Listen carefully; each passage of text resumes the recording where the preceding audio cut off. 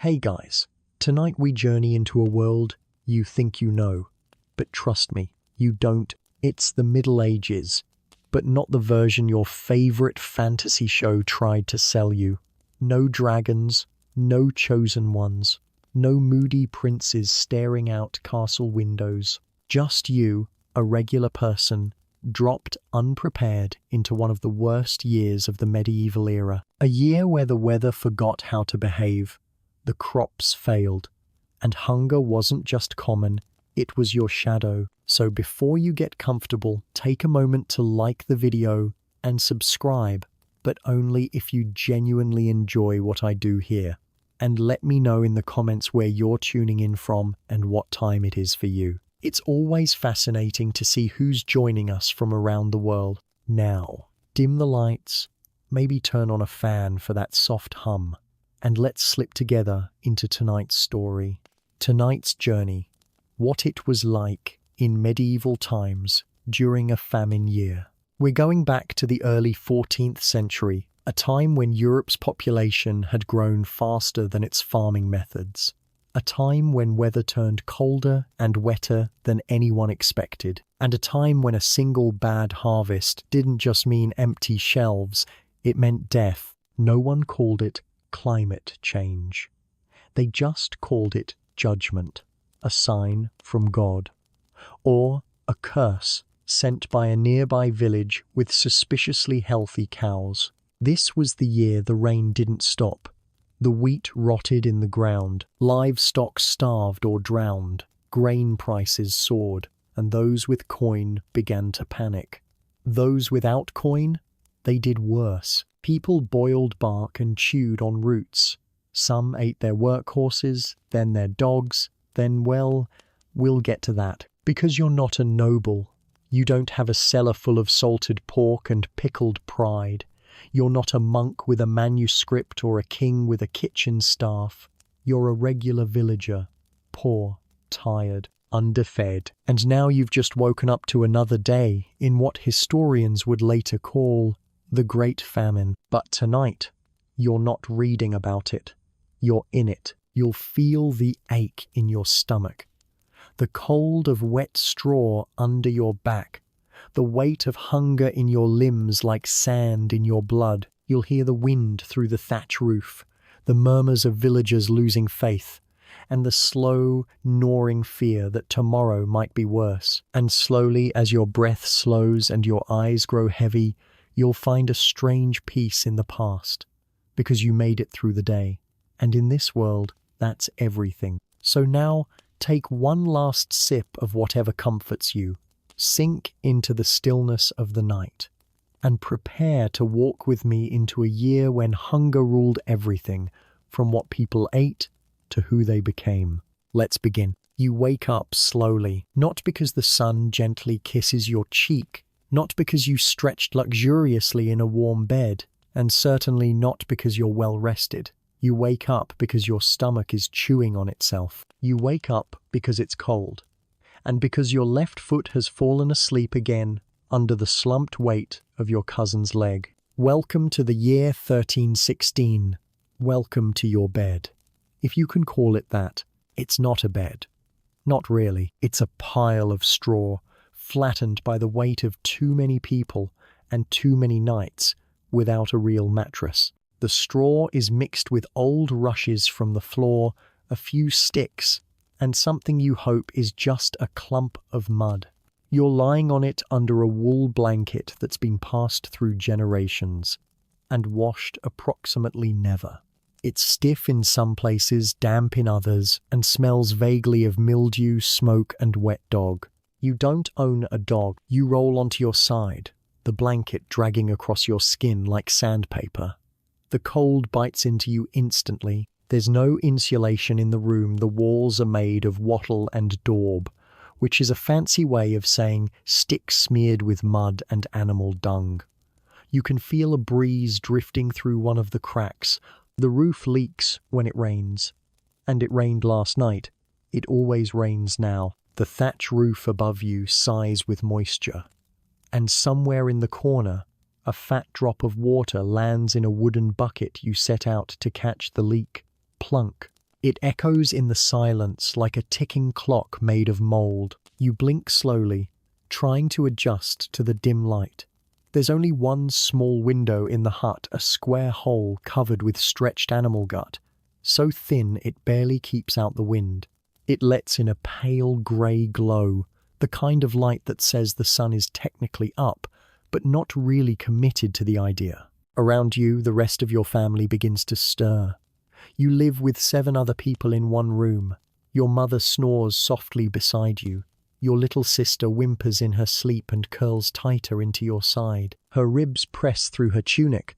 She's lost weight, like everyone, like you. Your older brother groans and stretches, knocking over a wooden spoon that served as last night's pillow. The baby is crying.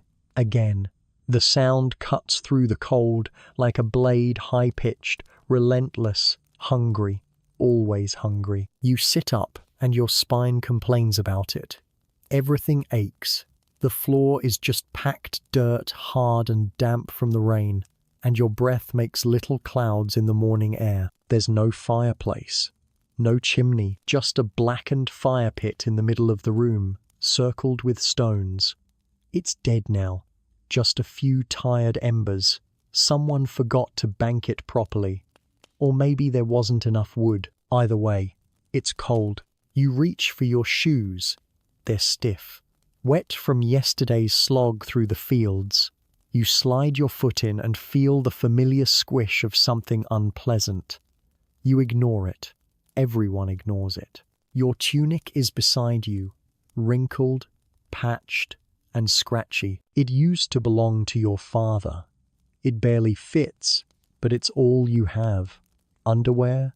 That's a dream for the rich. You pull on the tunic and tie a fraying rope around your waist, the medieval version of good enough. Someone coughs. A dry, ragged cough that doesn't sound new. Your uncle, still lying near the door, has had it for months. He says it's nothing. But he's thinner than he was last winter, and he barely eats. You're all pretending not to notice how long his hands have been shaking. You move quietly across the room, stepping over your cousin, careful not to wake her. She whimpers in her sleep, her arms wrapped tightly around a bundle of cloth. Not a doll, just rags. No one has toys anymore. Your eyes land on the wooden shelf near the door. There are 3 things on it: a cracked wooden bowl, an empty flask, and a small cloth bundle with the last of the dried beans. That's it. The rest was eaten 2 days ago. You had a single crust of bread yesterday. It was green in spots, but you ate it anyway. You're starting to forget what being full feels like. You lift the cloth to check the beans again. Still there. Not many. Enough for a thin soup, maybe. You decide not to eat them yet. The baby needs them more than you do. You step outside, slowly pushing open the creaky wooden door. It's not really a door, just a slab of wood, heavy and swollen from the damp, hanging on 2 bent iron hinges. You step out into the mud, because everything is mud now. The rain never stops. The road in front of your hut, once a path of compacted dirt, is now a slow-moving brown river. Chickens peck at the edges, their feathers clumped and wet. One of them is missing. Again, you think a fox took it. Or maybe someone in the village did. You can't blame them. You thought about it too. The air smells of wet hay, smoke, manure, and desperation. Someone nearby is already lighting a fire, and the wood crackles weakly, releasing more smoke than heat. You see a neighbor's child sitting on a stump, chewing on something that looks like bark. It probably is bark. You nod to him. He doesn't nod back, just keeps chewing. Your stomach growls, loudly, but you ignore it. You have to get water first. The well is about a quarter-mile away. You don't have a bucket anymore, the last one cracked in the frost. So you carry a clay jug, chipped and heavy. Your hands are raw from carrying it back and forth, and today will be no different. The path to the well is slippery, lined with puddles that reflect the grey sky. like little mirrors of gloom. You pass the old chapel on the way. The priest is sweeping the threshold. He looks older every week, thinner. His robes hang off him like curtains on a wire. He looks up, nods, and mutters a prayer. You mouth the words back, even though you're not sure you believe them anymore. What kind of God lets babies starve? You reach the well. There's already a line. A woman in front of you is crying quietly, her jug cracked. No way to carry water now. She begs someone for help. They don't answer. No one does. There's nothing left to give. You draw your water. The rope is fraying. The bucket creaks. But it comes up full, and you feel that tiny, ridiculous flicker of victory. You did one thing right today. Back home, your family is stirring. Someone's trying to start the fire again. You hear coughing, footsteps, the baby still crying. You wipe your face with your sleeve, smearing a little dirt and maybe some tears. You can't tell anymore. And so your day begins not with hope, not with purpose, just with the heavy, quiet hunger that wraps itself around everything now. You come back into the hut with the water jug against your chest, the clay cold and slick. The door creaks shut behind you, though the wind seems eager to let itself in anyway. Inside, the others are beginning the slow mechanical process of waking, not with energy, not with conversation, just with a dull sense of obligation. The fire is crackling again, barely. It took 3 tries and a little of the precious dry straw from under your uncle's bed. You'll all sleep colder tonight for it, but for now, there's a whisper of warmth and the faint scent of smoke clinging to the air, like hope that's been stepped on. It's time for breakfast. That's what you call it, breakfast. The first meal of the day. Not because it breaks your fast, you haven't really broken that since the frost killed the last of the cabbages, but because that's what everyone still insists on calling this ritual of boiling and swallowing whatever isn't spoiled or already gone. There is no bread. The last of the barley flour turned mouldy weeks ago. The miller hasn't ground anything in days, the grain spoiled in storage. The river too swollen with rain to turn the wheel properly. The rats are having a better winter than most. Your mother unwraps the cloth bundle and tips the beans into the pot. They rattle like stones, hard and dry and stubborn. There are 7 of them, not 7 types of beans, just 7 beans. You pour in a little of the fresh water and set the pot over the fire. It sits uneven on the stones, one side slightly more scorched from yesterday's burn. You know the beans won't cook properly. There's no fat to soften them, no herbs to flavor them, no bread to mop up whatever thin broth results. Just a pot of water and a quiet, shared desperation. Your sister looks at the pot and then at you. She doesn't say anything, but her eyes say enough. You nod. She goes outside to gather dandelion leaves, bitter, but technically edible, as long as they're not growing too close to the road. Too many chamber pots emptied there. The baby is fussing in your mother's arms. She tries to nurse him, but there's barely anything left. You can see it in the way the baby squalls after just a few seconds. He gnaws at her skin like he's angry with her for being empty. And then, quietly, comes the scratching sound. Your brother, stirring ashes in the corner with the hope of finding a leftover crust, anything that dropped yesterday and got missed. He pulls up something dark and brittle and breaks it into bits. It's not food, not really, but he eats it anyway. You watch him, and you don't say a word. While the beans boil or try to, you move to the side of the hut where a cracked bowl sits under a small shelf. This is the wash basin. You tip a little water in, just enough to splash.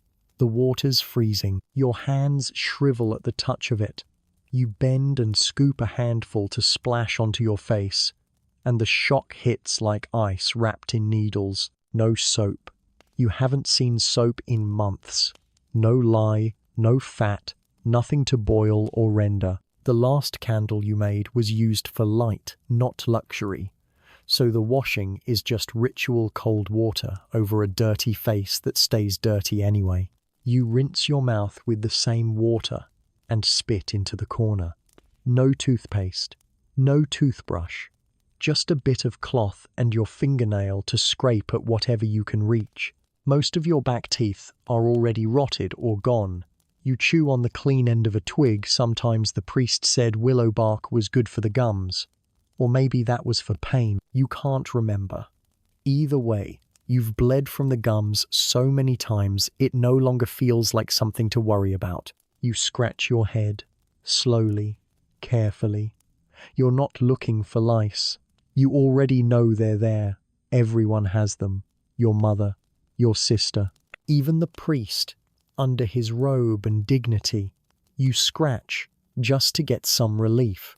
And you do it discreetly, because no one likes to admit how much the crawling keeps them awake at night. Your cousin wakes up and squats in the corner to urinate in a wooden bowl you all take turns using.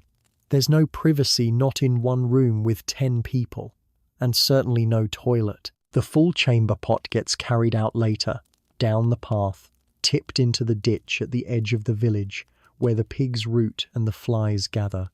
It's your job today. You don't protest. As you wait for the beans to do whatever they're going to do, you look around. The hut is dark, but your eyes have adjusted to it. You can see the soot on the beams above, years of smoke with nowhere to go but up and then back down. The roof is sagging in places, the floor a patchwork of damp straw and footprints and mud. There's a pile of rags in the corner. That's the laundry, or what passes for it. You'll have to take it to the stream later and beat it against rocks. It won't get clean, just less dirty. Maybe your shirt smells like sour wool. Everyone's clothes do. You've worn the same tunic for weeks, through rain, sweat, sickness. You don't even smell it anymore. But you do smell your uncle, a sour, yeasty, almost sweet scent that clings to him like a warning. He's sick. He's been sick. And no one talks about it because there's nothing to be done. No doctor. No medicine. Just the hope that maybe he'll stop coughing soon, either because he's better or because he isn't. Your mother stirs the beans. They're softening, just barely. She adds the dandelion leaves your sister brought. The pot now smells like warm water and bitterness. You each get a sip, maybe 2. The baby is spoon-fed his portion first. Then the rest of you share what's left. It's not enough. It never island. But the warmth in your stomach is better than nothing. You sit for a while, holding the wooden bowl in your hands like it's sacred. And maybe at island you finish eating and lick the bowl clean. Not out of habit, out of necessity. Every crumb, every drop, every tiny speck of beanskin is something your body needs. You set the bowl down and feel the heaviness settle in again.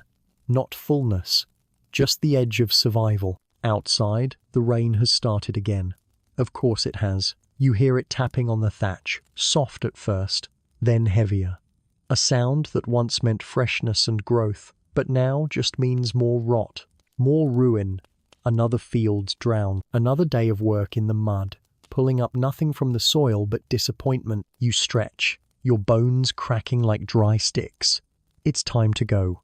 There's wood to scavenge, nettles to gather, anything edible, anything burnable, anything useful. You grab your hood. It's just a square of burlap with a hole cut in the center. You pull it over your head, feel the damp seep in, and step outside into the grey. You've eaten, you've washed, you've done your morning business. You're still hungry. You're still tired. But you're alive. For now.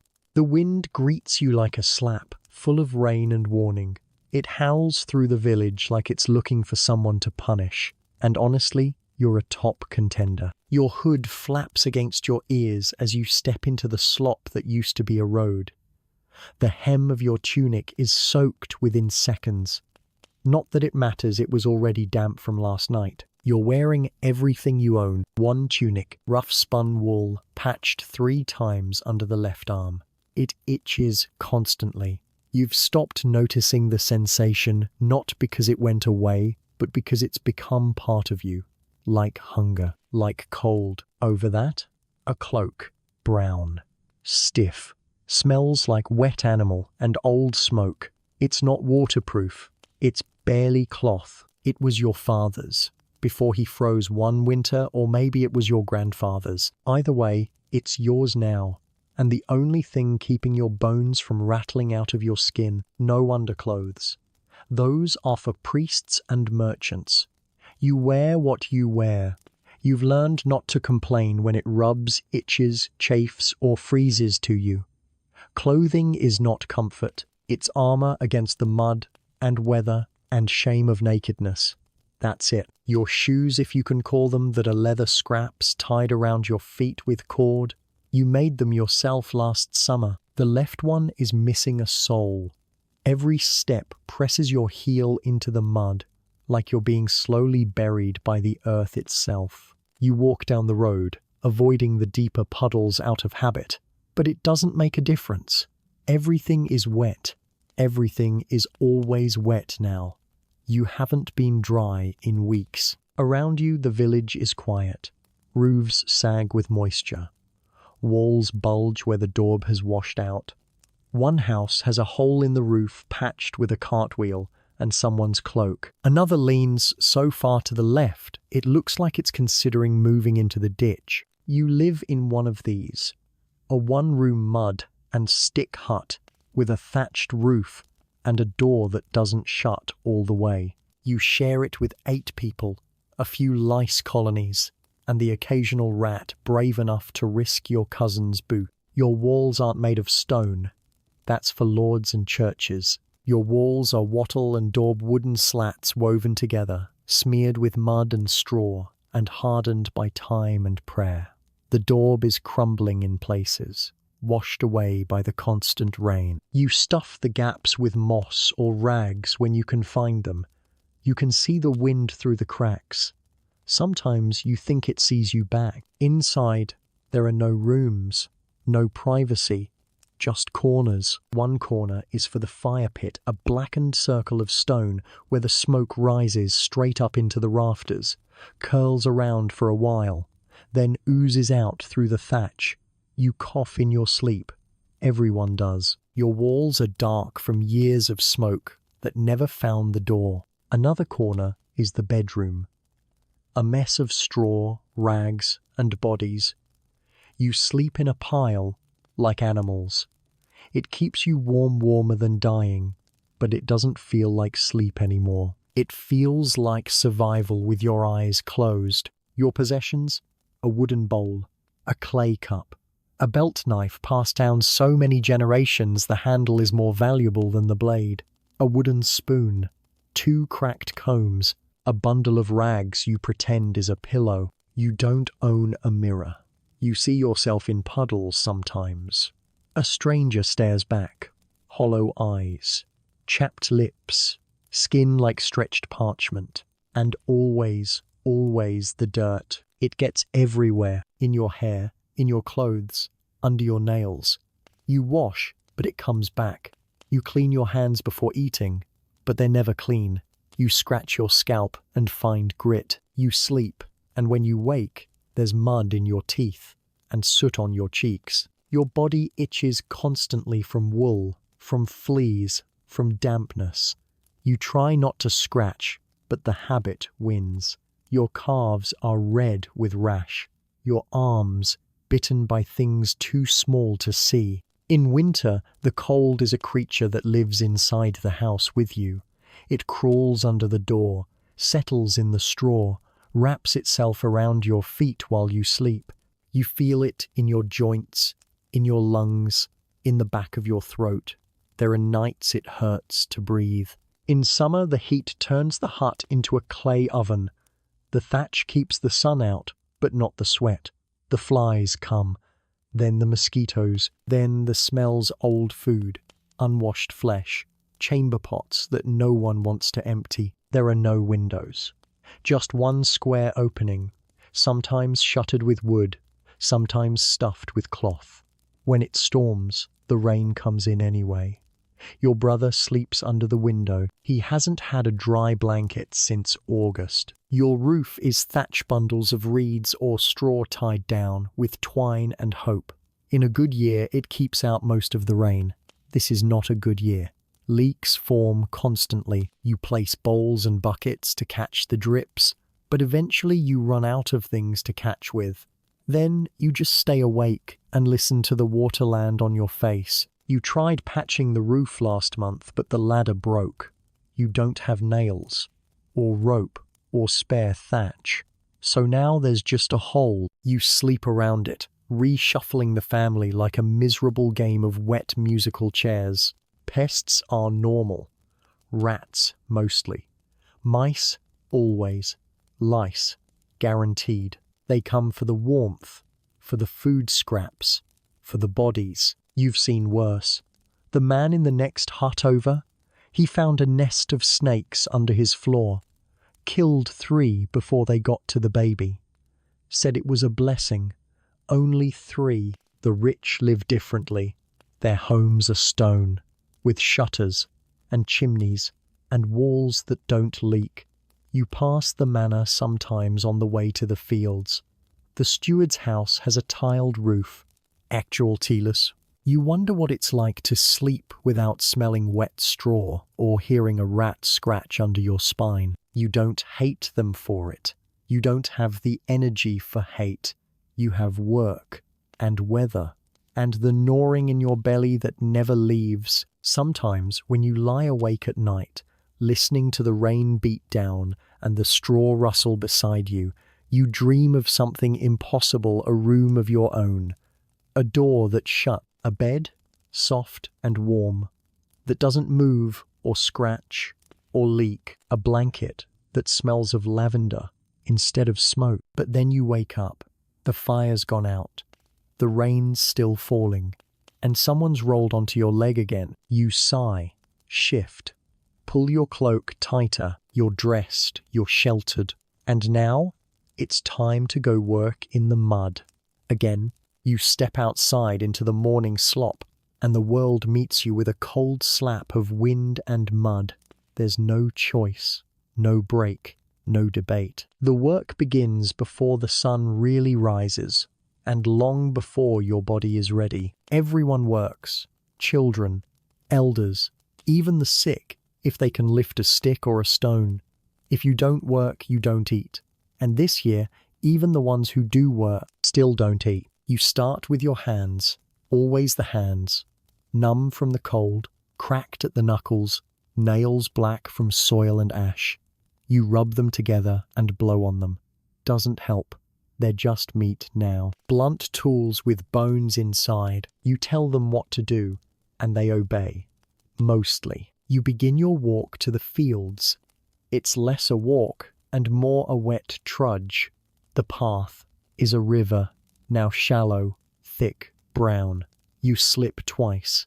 Once you fall. You land on your knee in the mud and don't even bother to curse. Just grunt. Push yourself up.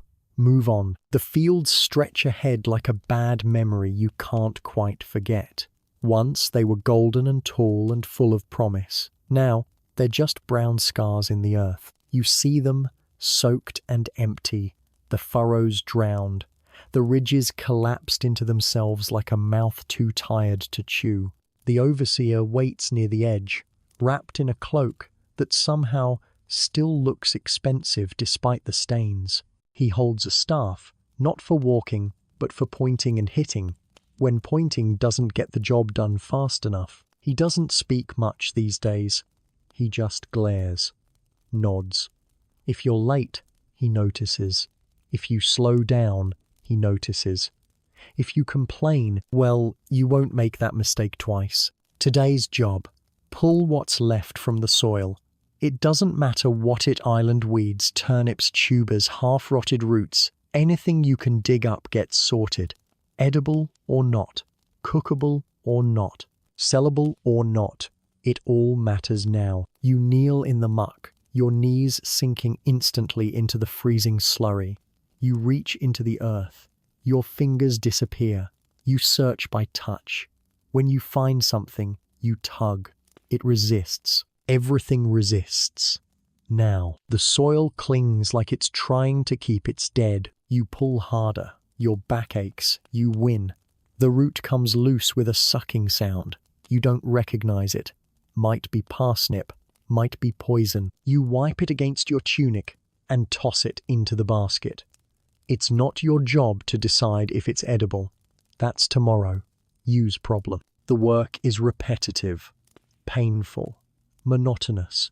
There is no rhythm to it, just a cycle of squatting, searching, pulling, standing, shifting, aching, over and over, hour after hour. Your body hurts in places you didn't know existed. Your lower back screams.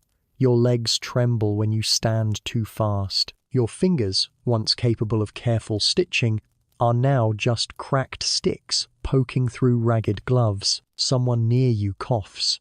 A wet, deep cough. You don't look. It doesn't help to look. The coughs are everywhere now, in the field, in the huts, in the chapel pews.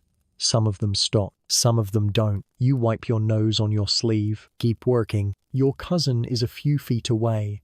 She hasn't spoken all morning. Her face is blank, her eyes fixed on the dirt. She digs with a stick sharpened at one end. You think she used to laugh when she worked. Not anymore. No one laughs now. The sun crawls across the sky like it's being punished. Time moves strangely here. You don't count hours. You count backaches. You count how many times you've stood up before your knees gave out. You count roots. At midday, if it even is midday, there's a pause. Not a break. Just a moment. The overseer turns away, and you sit back on your heels. You reach into your pouch and pull out what you brought. A crust of bread. Stale. Cracked. Hard enough to chip a tooth. You lick it before you bite it. Let your spit soften it a little. It's barely food, but your stomach doesn't care. It thanks you with a groan. A few people eat nothing. Others chew on weeds or sip from flasks of weak ale or broth. No one has meat. Not anymore. The last pig was slaughtered 2 weeks ago. The bones boiled to paste. Even the marrow gone. Someone murmurs about the baker how he started selling bread mixed with sawdust. Not to cheat, but to stretch it, to make it last longer.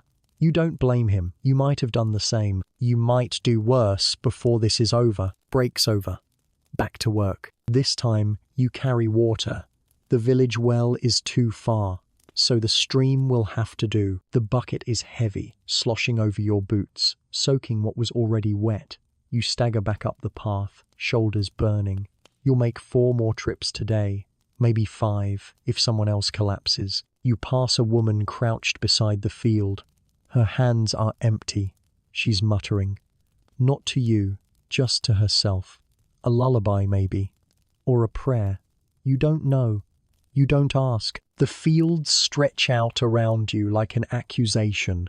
All this land, and nothing to eat. You think of the stories your grandmother used to tell of years when wheat grew so tall it hid children, when orchards bent under the weight of apples, when they had to give food away just to keep it from spoiling. Those days are gone. You try not to hate them for ever existing. Toward the end of the day, your hands stop working properly. You drop a root, pick it up, drop it again. You keep going anyway. Because if you stop, the overseer will see, and if he sees, he'll yell, or hit, or worse, send you home early. Home early means no payment, no rations, no food for your siblings, no soup for your mother. Hunger is a debt you never stop paying. At last, the day ends.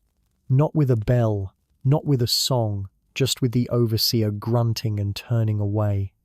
People stagger up from the earth like they're being released from the grave. No one talks. No one smiles. You carry your bundle back to the hut. It's lighter than it should be. The roots are small, the weeds stringy. One of them might be poisonous, but you'll test that tomorrow. Tonight, it's stew or nothing. Your legs barely hold you upright. Your arms feel like stone. You drop your tools by the door, collapse onto the floor, and let the warmth of the fire, if there is any, ease the ice from your joints. Your sister brings you a bowl. Thin soup, mostly water, a few leaves, a shred of something that might be meat, but might also be regret. You drink it anyway. You worked. You survived. And tomorrow, you'll do it all again. Because the field won't empty itself. You sit by the fire that night, what little fire there is, with a bowl of thin soup in your lap, and a head full of questions you're not allowed to ask. Why won't the rain stop? Why are the crops dying? Why are children buried before they ever learn to walk? And the answer always is the same. God is watching. Not watching over you, no, just watching. That's what the priest says, anyway. He tells you this isn't just weather. It's punishment, judgment, a divine correction to human sin. The whole village might be paying for someone's pride, or someone's lust, or someone forgetting to confess before Lent. And so you eat your bitter leaves and sleep in your wet clothes and wonder whose soul has gotten you into this mess. Religion isn't something you do on Sundays. It's the air you breathe, heavy, invisible, and filled with the threat of eternal punishment. The church isn't a place you visit. It's the spine of your world. It tells you who you are, why you suffer, where you'll go when the suffering ends. And right now, everyone's talking about the end. The priest is thin, his face long and pale. He has red eyes from weeping during Mass, though he never says why. Some think he's crying for the village. Others think he's hiding something. Either way, he still rings the bell each morning and chants the same Latin prayers. Most of you don't understand the words, but you know the shape of them, the rhythm, the fear inside each one. You kneel when he tells you to kneel. You cross yourself when he nods. You whisper the Paternoster and hope that God hears it through the hunger in your belly and the lice in your hair. But not all prayers are said in Latin. Not all gods wear robes. Some nights, your mother whispers different words over the fire. Old words, half prayers, half charms. She learned them from her mother, who learned them from hers. Words you're not supposed to say. Not with the priest nearby. She ties bits of string around your little sister's wrists, protection from spirits, she says. She draws a symbol on the door in ash to keep the sickness out. She leaves bread out for the dead on certain nights of the moon. You ask her why. She tells you, because it's always been done. Clotes. That's the rule for most things in this world. It's done because it's always been done. You fast because your father fasted. You light candles on certain saints' days. You never speak the name of the wandering ghost who died in childbirth and cries near the well. You never whistle at night. You never eat blackberries after Michaelmas. That's when the devil spits on them. The world is full of rules like these. Unspoken, unbreakable. Not because they're written anywhere, but because people are afraid of what happens when they're not followed. And this year, this famine, it's what happens when rules get broken. Or so they say. The church says the famine is punishment. But the old women say it's the wild hunt.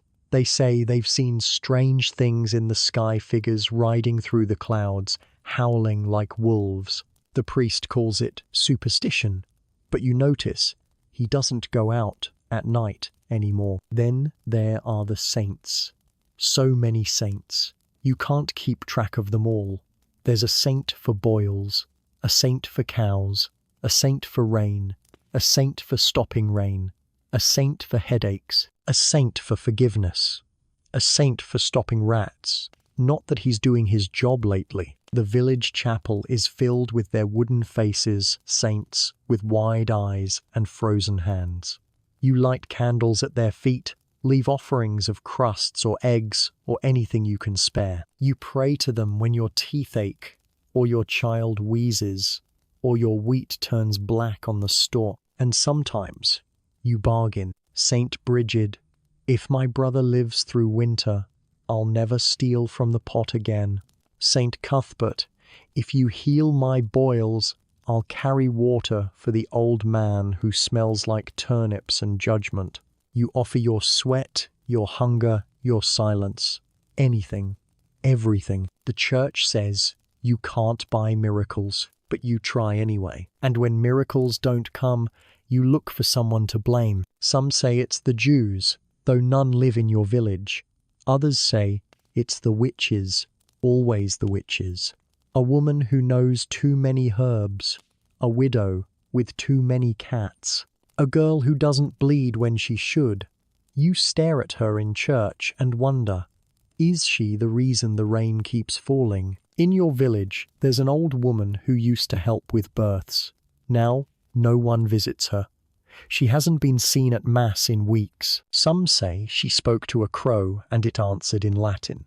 Some say her herbs caused the cow to miscarry. The priest says not to gossip, but his eyes tighten whenever she's mentioned. If something happens to her, no one will admit it.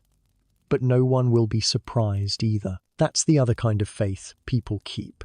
Quiet, old, and dangerous. You've seen things yourself. A boy with a twisted leg who walks straight after a pilgrimage. A girl who fell into a fever and came back speaking in tongues.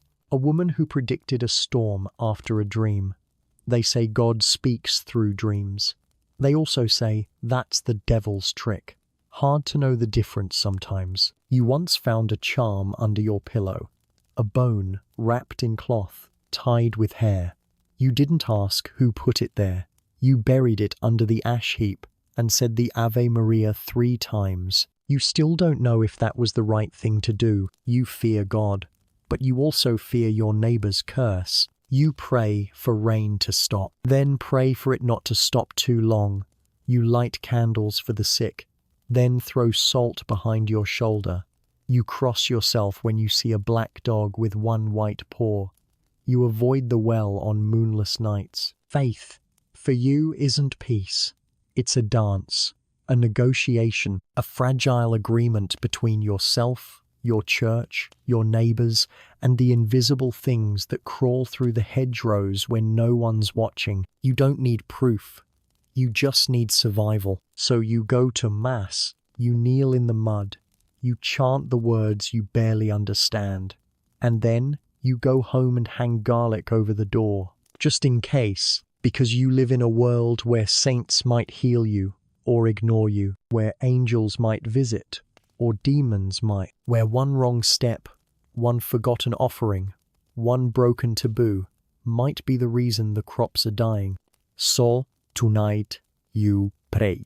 Not because it helped, but because not praying might be worse. Evening comes slowly, like it's dragging a sack of wet stones behind it. The sky fades from grey to darker grey, and the world doesn't so much go quiet as it just sighs. You hear it in the wind that hums through the gaps in the wall. You feel it in your spine as you sit down by the hearth again, legs trembling, face tight with cold and windburn. Dinner, if you can call it that, is whatever you manage to scrounge. A handful of wild nettles boiled into something like soup. A heel of bread, so dry it crumbles into sawdust unless you dip it. A scrap of dried fish someone traded for a sewing needle. A few peas left from last year's store, shriveled but still technically food. You don't gather around a table. You gather around a pot. There is no ceremony to meals anymore. No full bellies, no second helpings, no clink of cups or chatter between bites. Everyone eats with the same grim silence, the kind that has more to do with grief than politeness. You sit on a stump. Your brother kneels. Your mother feeds the baby, rocking him with one arm while spooning broth into his mouth with the other. The others hold their bowls close to their faces, like they're afraid the food might evaporate before it reaches their mouths. There's always a moment, just before you take the first bite, when your body tries to pretend you're not hungry, it gives up quickly. The soup is thin, warm at least, but bitter. Nettles have a sting even when cooked, and the water smells faintly like river mud. Still, you drink it like it's the king's own stew. Your stomach reacts with a gurgle, unsure whether to be grateful or insulted. There is talk quiet and tired about the baker's boy who collapsed yesterday, about the steward who started locking the grain stores with iron chains, about someone's goat giving birth to a stillborn kid. Someone blames the weather. Someone else blames the widow near the woods. No one mentions the hunger. Not directly. Not anymore. It's just the air now, in your bones, in your teeth. You sip the broth, chew the bread slowly. You try to make it last. There's no shame in sucking the juice from the bottom of the bowl. Everyone does it. Every drop counts. And then you wait. After the meal, you wait for the moment that comes next, the part of the day that's not about survival. At least, not directly. You wait for distraction, entertainment, you might call it. Though that word sounds too grand for what follows, sometimes it starts with music. Not lutes or harps, those are for nobles and minstrels with shoes. No, in your village, it's a flute made from hollow bone, a drum made from stretched skin over a pot, a fiddle, if someone's lucky enough to have one, with strings that haven't snapped from the damp. Tonight, it's singing. Your aunt has a voice like gravel and honey, and when she hums the old songs, even the fire seems to pause. She sings low, almost to herself. Songs about men who go to sea and never return, about women who dance with ghosts in the fields, about saints who cry tears of milk. You know the words. You sang them once when your voice was younger, your stomach fuller.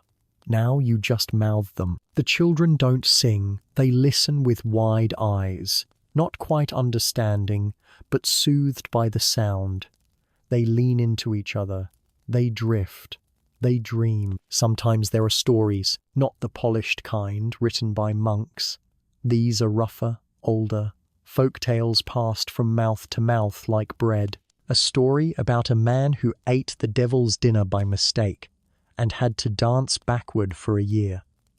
A tale about a woman who turned her husband into a frog so she could marry a miller. A ghost story, always a ghost story, because the dead are never far in times like these. You laugh a little.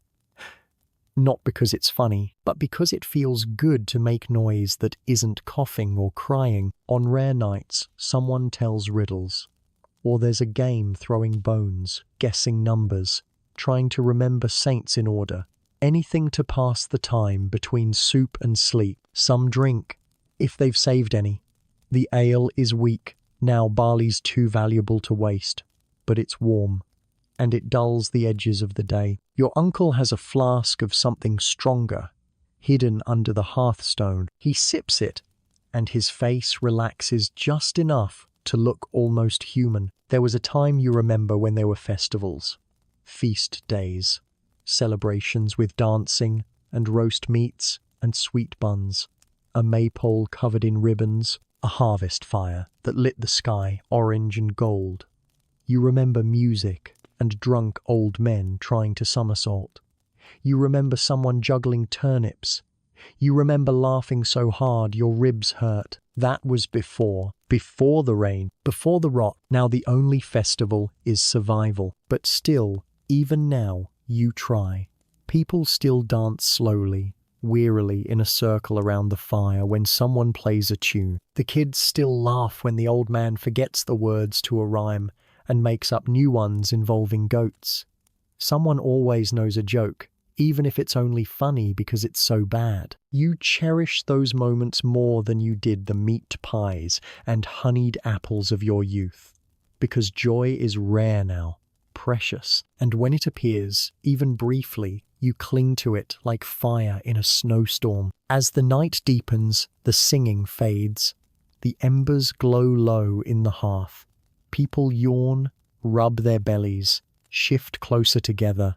No one is full, but no one is dead not tonight. That's worth something. You lie down with your back to the wall, the warmth of bodies beside you, the scratch of wool, the damp scent of earth and old smoke, and for a few minutes, before the cold creeps in again, you close your eyes and pretend. Pretend that tomorrow will be different. Pretend that your bowl will be full. Pretend that spring will come. Pretend that laughter is enough. You wake in the middle of the night because someone is coughing again. At first it's soft, a dry hitch, like someone clearing their throat. Then it comes again, deeper this time, rough, wet, and then again a full-body convulsion that shakes the straw on the floor. You don't move. You just lie there, eyes wide open, counting each rasp as it echoes through the dark. It's your uncle again, or maybe your brother. You can't tell.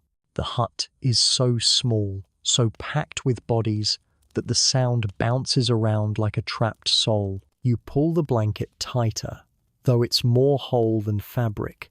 You try to shut it out. You can't, because this sound, this awful barking sound, is the beginning of something. Always. Illness doesn't announce itself with trumpets. It doesn't kick the door open. It creeps in, quiet, patient.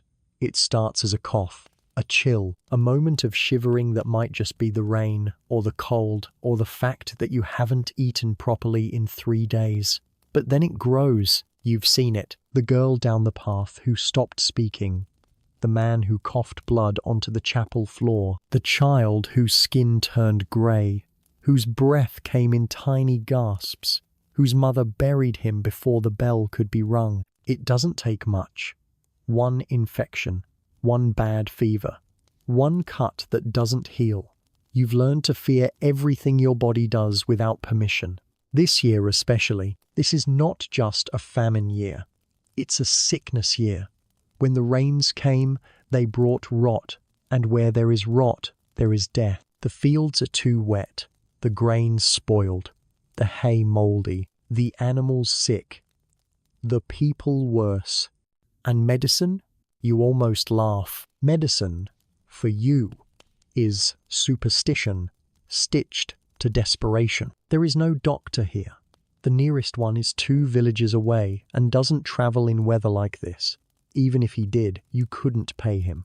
Not in coin, not in chickens, not in anything he'd want. So you rely on what you have. Hope, herbs, and fear. Your mother knows a few cures. Things passed down from her mother. A poultice of nettle for swelling, boiled willow bark for pain, onion syrup for coughs. She presses these on you like talismans, her hands trembling not with age, but with the knowledge that they are probably useless. When things get worse, when the fever doesn't break, when the breath shortens, she prays. She sprinkles holy water. She recites psalms. She lays hands on foreheads and whispers Saint Sebastian's name like it's a spell. Sometimes it works. Sometimes the fever breaks and the sick recover. Sometimes they don't. You remember your neighbor, the one with the missing fingers. Frostbite, he said, but the priest said it was leprosy, or a curse, or both. You watched him waste away over weeks. His nose darkened, his voice thickened. Then one day, he simply didn't come out of his hut. No one buried him. They just stopped going near the door. Your aunt, the one with the swollen legs, she said it was bad blood. Said the humours were wrong. Said too much black bile in the body leads to madness, then death. She wanted to bleed her son right there in the hut. Said she needed a sharp knife and a bowl. You talked her out of it. That boy is still alive, but only barely. Then there are the real cures, or what pass for them. Boiling herbs until the whole room stinks of vinegar, binding roots in cloth and tying them to your chest, burning feathers under your nose, breathing smoke from dried toadstools, holding a crucifix in one hand and a warm stone in the other, repeating a rhyme until your tongue goes numb. And when those fail, you go to the graveyard. You've been there too often this year. It used to be a quiet place. Now it's crowded. The crosses lean at odd angles. Some are just sticks tied with string. Names carved with knives. Here lies martyr. Baby, unnamed. God forgive him. No dates, no flowers, just earth and fear. Because every fresh grave reminds you you're next. You see it in your neighbor's eyes, that quiet math. Who's looking pale? Who's stopped eating? Who hasn't come to church? Everyone's counting, measuring, calculating. You try not to get too close to the sick, but you have to share the same spoon, the same blanket, the same fire. There's no avoiding it, no separation. The air feels thick with risk. You know people say prayers when they pass the sick. Not loud ones, just little ones, under their breath. Half-formed, half-meant. Keep me safe. Quote, don't let it be me. And when someone dies, really dies, it's quick. Too quick. One night, they're coughing. The next, they're still. You wrap the body in linen if you have it. If not, just cloth. You dig the grave yourself. The priest comes sometimes, says the words.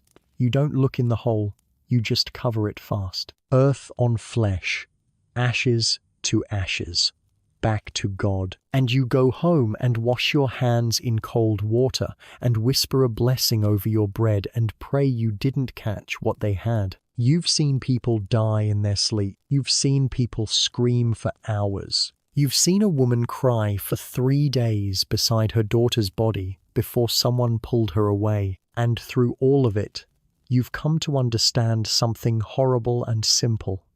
Death is not an event. It's a neighbor. It lives with you now, sleeps in your home, eats at your table. It watches you when you cough and waits patiently for its turn. And yet you go on, because you must. You gather herbs when you can. You tie rosemary to the rafters. You say the morning prayers. You boil the nettles.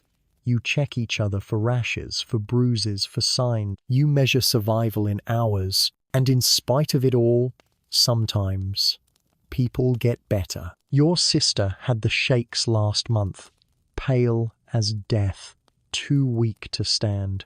Your mother crushed garlic and boiled it with milk, made her drink it 3 times a day.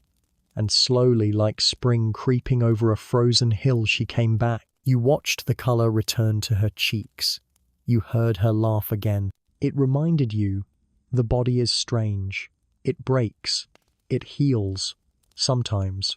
But the fear never leaves. So each night, before you sleep, you check yourself for aches. You listen to your breathing. You pray to Saint Roch. You avoid the neighbor who smells like damp rot. You try not to think about the red splotch on your arm. And when someone coughs, you flinch. Not because they're sick, but because you might be next. In a world where survival is uncertain and food is never guaranteed, your family becomes everything. Not a comfort, exactly not always, but a tether. A reason, a burden, a shield, all at once. There is no personal life. There is only shared life, overlapping, crowded, and inescapably physical. You sleep together, work together, eat together, suffer together. You know every breath, every twitch, every cough from the bodies that surround you at night. There is no silence between you, only exhaustion. Your mother is the center of the household. She is not delicate. She cannot afford to be. Her hands are cracked and red, her hair pulled back tightly, her shoulders hunched from years bent over cooking pots, washing troughs, fire pits. She was strong once.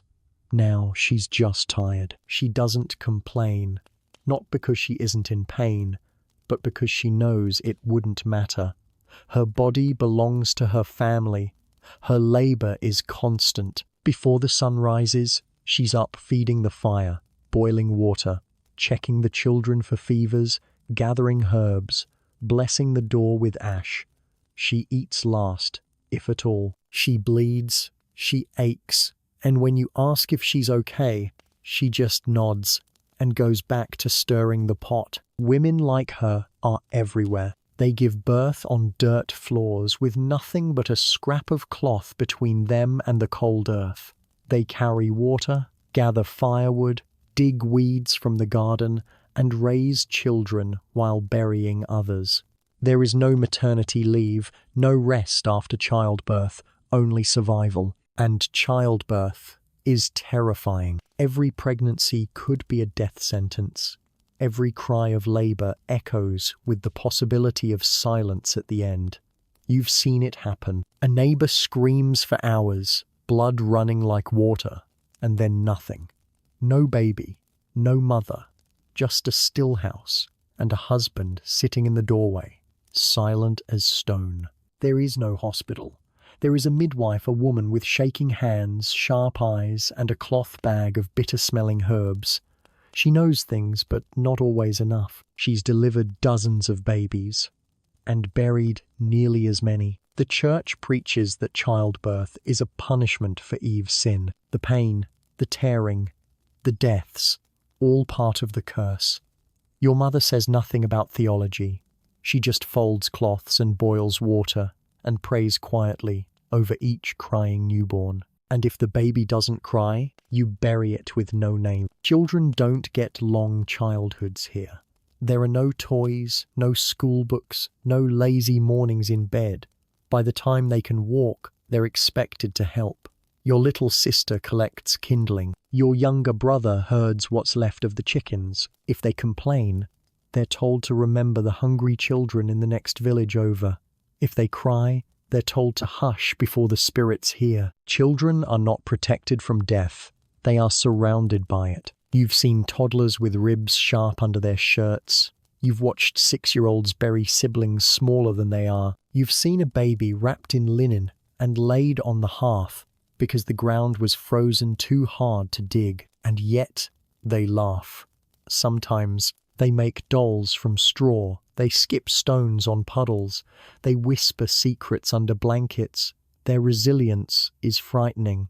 Like weeds in the cracks of a ruined wall, they keep growing, despite everything. You remember being like that once. Marriage is rarely about love.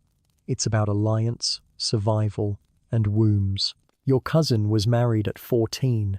Her new husband is 35, missing half his teeth, and smells like dried onions. She didn't cry, just nodded, packed her comb and her blanket, and left the house without looking back. It was a good match, they said.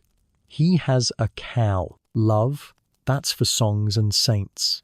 If affection grows over time, it's a blessing.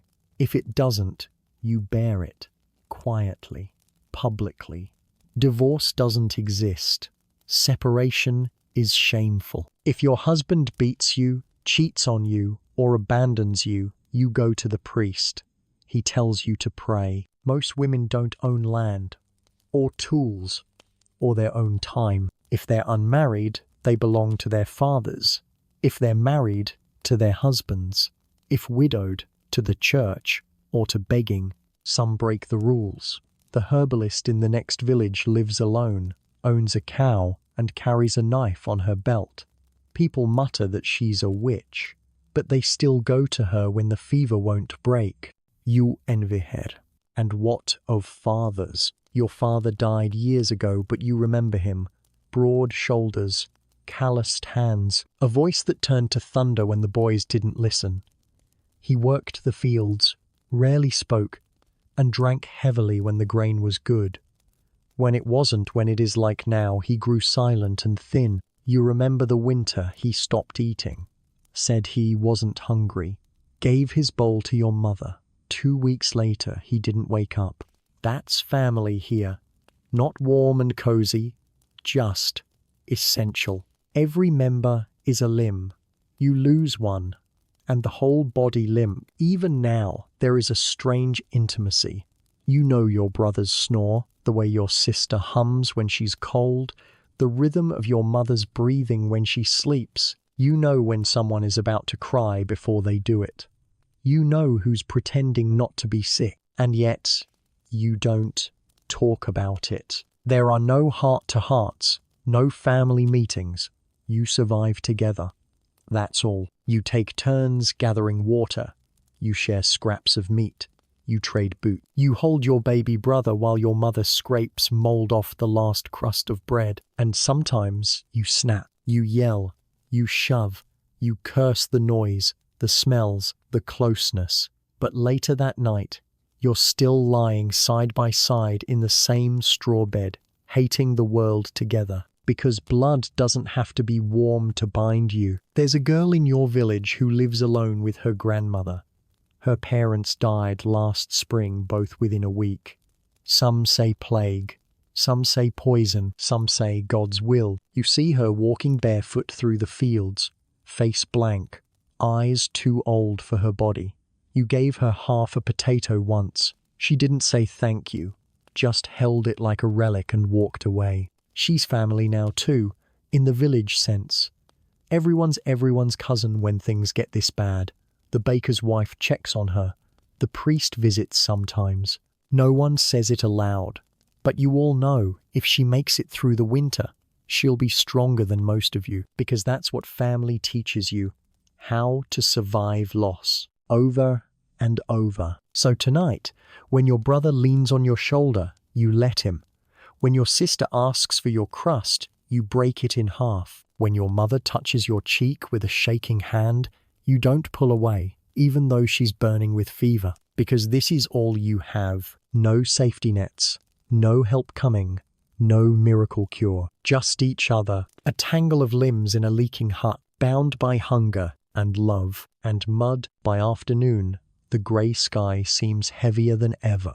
The kind of sky that presses down, thick and low, as if it wants to remind everyone beneath it that they are small and temporary. You're out again, walking back from the stream with a bucket that feels heavier than it did this morning.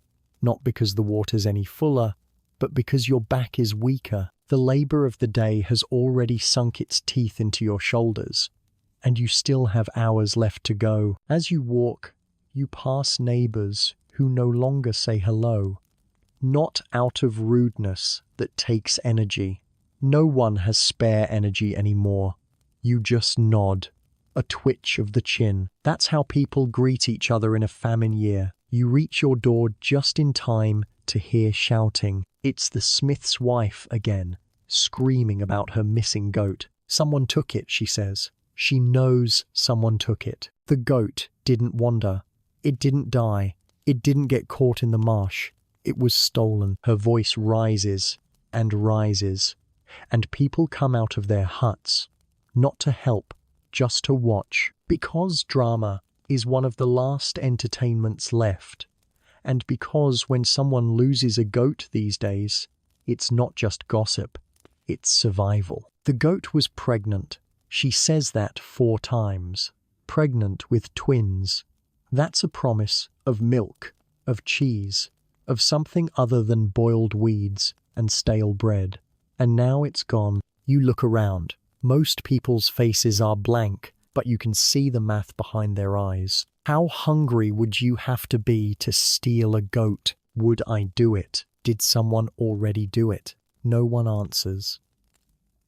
The village reeve arrives a man with more pride than sense and tries to calm her. He promises to look into it. Everyone knows he won't. There's no justice in famine, not for the poor. Theft is common now. Food, tools, firewood, even shoes. Someone stole a loaf of bread from the priest's table last week. They never found out who. They didn't look too hard. You suspect they didn't want to know, because everyone has stolen something, or thought about it, or helped someone else do it, and pretended they didn't. That's what starvation does. It blurs lines. Right and wrong bend in the wind, just like everything else. You remember what happened in the next village over. A boy caught stealing onions from a field. The land belonged to the local lord, but the boy was hungry. He wasn't whipped. He wasn't fined. He was tied to a post, and the villagers were told to throw stone, not because they wanted to, but because the Lord said they had to. So they did. He didn't die right away. Some say the mother begged for the last stone. No one talks about it now, except in whispers. Justice belongs to those with full bellies and full swords. You have neither. In your village, the steward holds most of the power. He answers to the Lord, who lives 2 days away in a stone hall with tapestries and wine, and a separate room just for eating. The steward oversees the grain stores, the land allotments, the tithes. You see him sometimes tall, dry-faced, well-fed. His boots are clean, his belt is leather, he smells of lavender somehow. You don't know how he manages that. You're supposed to owe him a portion of your harvest. But this year, there is no harvest. So now you owe him promises instead. Future work, future grain, future blood. Debt grows faster than barley. And then there's the church. The priest tries, you think. He preaches mercy, even when no one listens. He blesses the sick. He gives away bread when he has it. But he's not in charge. He's not untouchable. And when things go badly, he becomes a target too. Last month, someone smeared ash across the chapel door in the shape of a skull. The priest called it a warning. You call it truth. You've seen fights break out over moldy loaves. You've seen neighbors threaten each other over a patch of nettles near the path. You've seen someone accused of poisoning a stew with bad mushrooms, not because they did, but because someone had to be blamed when the child died. You've seen people scream, weep, threaten. You've seen the old turn bitter and the young turn violent. Once, this village was a place of shared labor, shared meals, shared tools. Now, everyone looks over their shoulder. Now, doors are barred. Now, you check your storage twice before you sleep, and still there is no war. Not yet. Not the kind with swords. Just a quiet conflict, a war of suspicion and stolen roots, of pointed glances and muttered curses. There is still a kind of law, but it limps. It's tired. It doesn't have teeth anymore. The reeve tries to mediate disputes, but no one listens unless they like the outcome. A man accused of hoarding grain denied it. They searched his hut and found nothing. 2 days later, his firewood was gone, his roof torn open during the night. No one confessed. No one needed to. And then there's punishment, not from the church, not from the Lord, but from each other. Social death, you've seen it happen. A girl accused of being cursed, a widow accused of harboring spirits, a man whose child got sick after he refused to share meat. People stop speaking to them, stop looking at them, stop helping them when their roof leaks or their well runs dry. And that's worse than a whipping, because without your neighbors, you don't survive. Isolation is a sentence. And mercy? Mercy is expensive. You gave your bread to a child last week. Not your child, just a child. He was crying, and you had more than he did. You went hungry that night. No one thanked you. That's not how this works. Still, you'd do it again. You think, but the truth is, the longer the hunger lasts, the harder kindness becomes. People used to say, it takes a village. Now it just takes. By afternoon, the shouting over the goat has ended. The smith's wife sits in the mud, exhausted, murmuring to herself. The others drift back to their homes, quieter than before. You carry water inside. Your cousin is crying softly. Your brother has a cut on his hand. Your mother is arguing with your aunt about whether to boil the last egg or try to trade it. You sit down and stare at the wall, not because you're angry, just because you're tired of all of it. The noise, the watching, the silent judgment from people who are just as hungry as you. You close your eyes for a moment, and when you open them again, it's not just hunger in the room, it's tension. It lives here now, right next to the cold, right next to the fear. Night comes like a thief, not quickly, not loudly, but steadily, with purpose. The sun doesn't so much set as it gives up, fading behind thick clouds and leaving behind a sky like wet slate. The cold follows close behind, curling into every crack of the walls, licking your skin with damp fingers. You wrap your cloak tighter, but it doesn't help. It never does. The fire is low, too low. There's barely enough wood left for a few hours, and no one wants to go outside again. Not in the dark. Because night in a famine year is something else entirely. It's not just the absence of light. It's the presence of fear. You can feel it settle over the village like fog. Thick, heavy, breathing. There are no street lamps, no candles to spare, no glow from windows. Just the occasional flicker of firelight leaking through a gap in the thatch, like a dying heartbeat behind closed ribs. Inside your hut, it's worse. The shadows stretch long and strange. The corners go black. The roof groans under the weight of wet thatch. Every sound is a question. Every creak could be a footstep. Every gust of wind, a whisper. You sit on the floor with your knees pulled to your chest, sharing what little warmth the fire gives with the others. The baby is whimpering, too tired to cry, too hungry to sleep. Your mother rocks him gently, humming an old lullaby. Not to soothe the child, but to hold back the silence. Because the silence is where the thoughts begin. You think about who might not wake up tomorrow. Your uncle hasn't moved all day. He's curled in the corner, back to the room, breathing in shallow gasps. The blanket over him twitches with each rise and fall of his chest, slower now than before. You can't tell if he's sleeping or slipping. You think about the girl who was buried yesterday, only 9 years old. They wrapped her in sackcloth and dug the grave shallow the ground too hard to go deeper. There was no priest, no song, just a name whispered into dirt. You think about the stew you ate last night, how it tasted different, how no one told you what meat it was. You try to stop thinking, but it's night, and the dark is where death lives. You hear things out there. You always do. Sometimes it's animals, foxes, dogs, rats.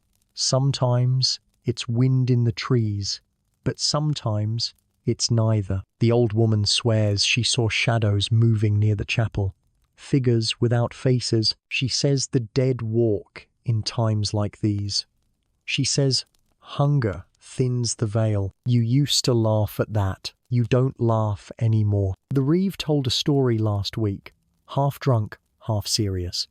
He said someone in the next village saw a corpse get up from a grave and walk into the woods. Said it had black eyes and a mouth full of mud. Said it whispered a name before it vanished. No one asked whose name. You think about that now. You stare at the door. It's just a plank, crooked on bent iron hinges, with a wooden latch that barely holds. It rattles in the wind.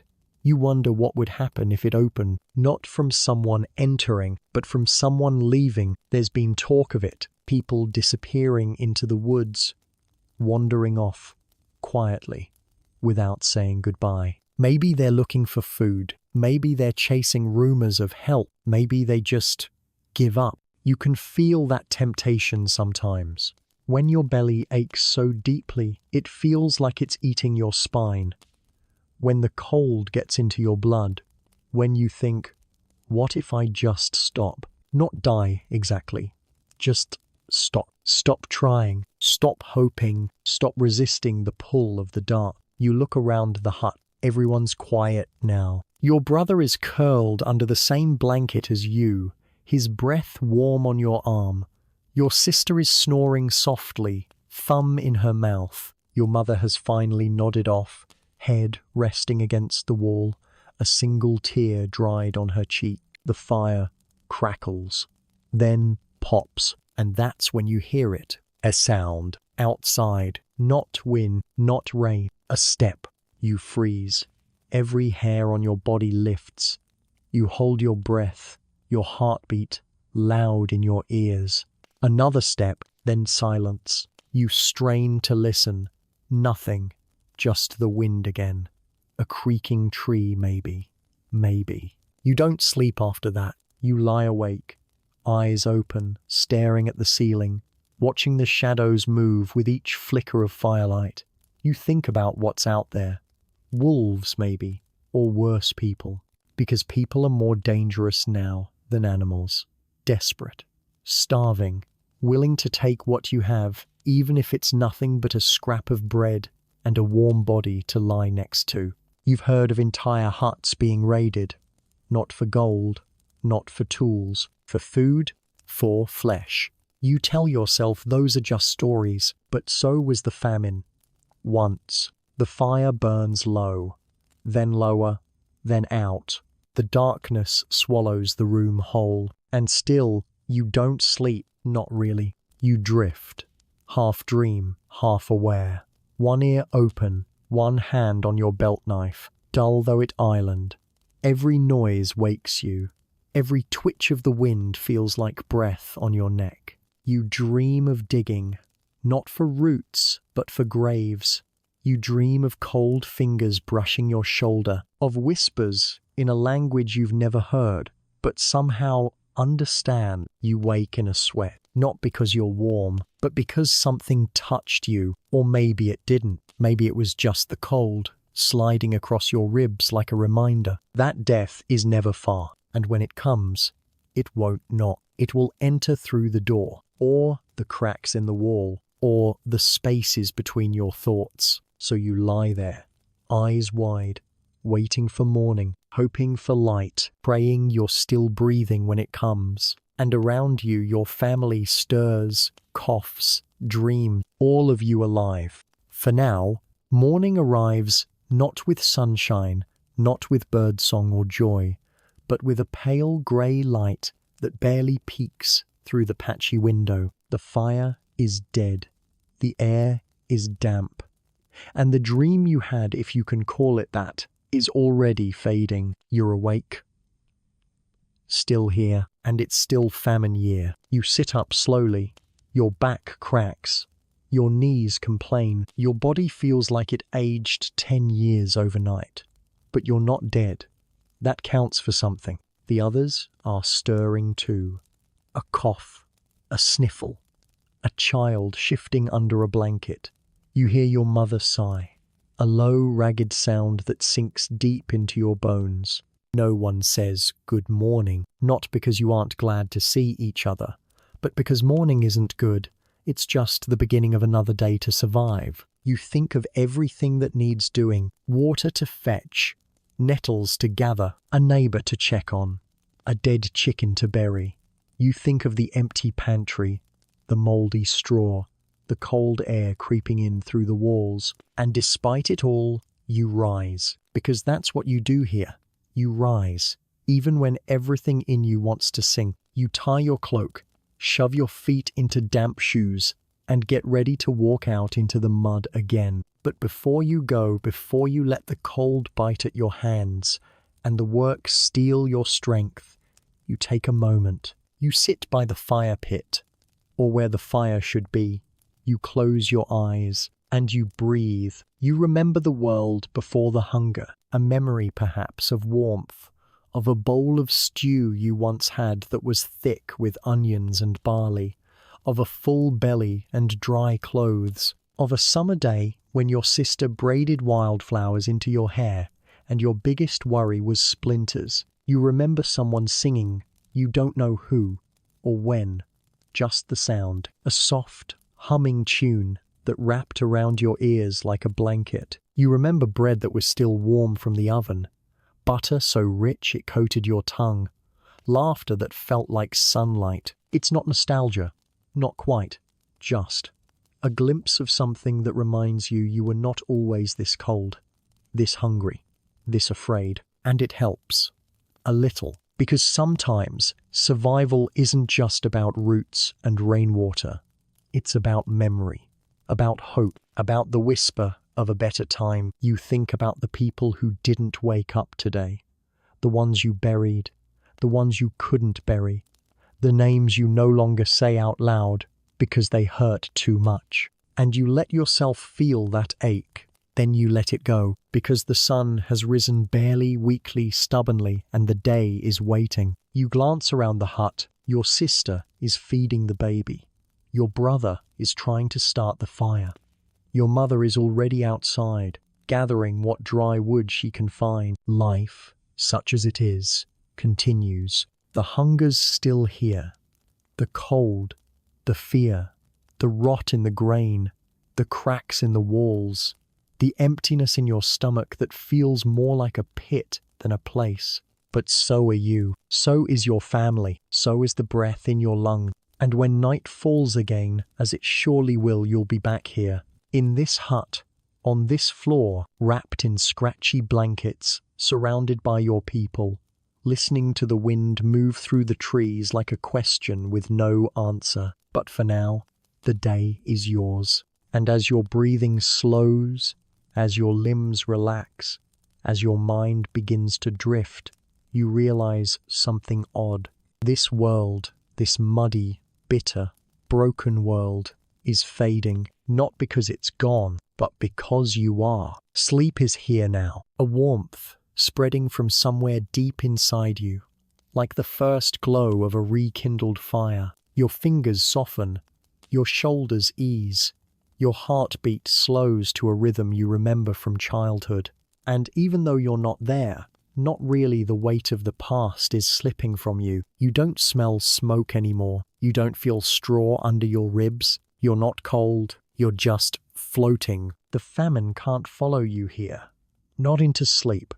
Not into this soft dark, where the air is still and your breath is easy, and no one is watching you for signs of sickness or desperation. You're safe, right here, in this moment. And as your eyelids grow heavier, as your thoughts stretch thin like mist over a still pond, you let the last of that world go. Let the dirt fall from your hands. Let the cold slip from your skin. Let the hunger fade from your belly. Because tonight, you rest.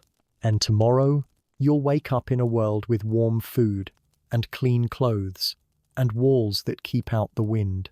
A world with medicine, with lights, with choices. A world where your bed is soft, where no one steals goats, where the rain is just rain, not judgment. So tonight, as you drift off, remember, you don't have to wake up in 1316. Sleep well,